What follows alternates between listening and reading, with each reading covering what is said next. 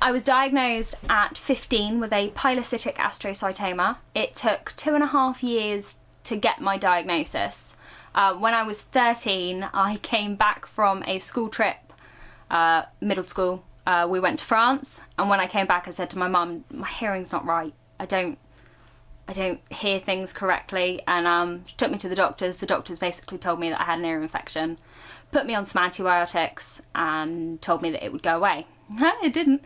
And then they started to maybe think that I had a lot of wax in, so they gave me, they syringed my ears out.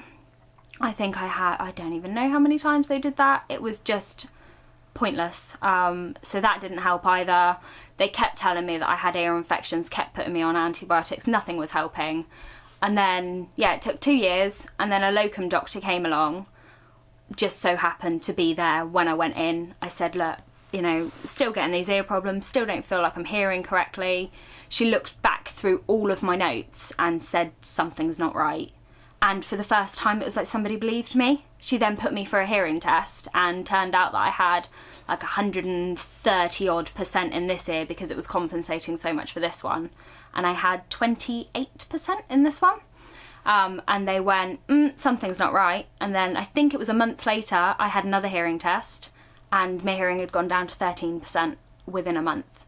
And that's when they went, something's wrong, and put me in an MRI scanner. My MRI was supposed to take 25 minutes. I was in there for over 2 hours. I had no idea. I fell asleep. It was fine. My mum kept on grabbing my leg, and so she would hear the noises. She'd realise when they had stopped like taking photos. She'd grab my leg and scare the shit out of me. It was atrocious. And it then took, I don't know how long it was from my MRI to the meeting, but we then had a meeting. We went up to Southampton Hospital, and we sat down with this guy, and he said, we're here to talk about Lorna's brain tumour.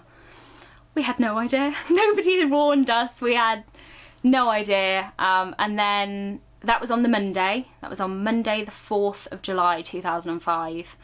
On the Friday, Mum had left a message on my answer phone machine on my mobile, which I picked up at lunchtime whilst I was at school, saying, by the way, you're going in for an operation on Tuesday, pretty much. And so skived off the rest of school, wasn't going to go to any lessons. I sat in a classroom with one of my mates until the end of school, and then I didn't go back until September. So I had a extra long holiday. It was fine.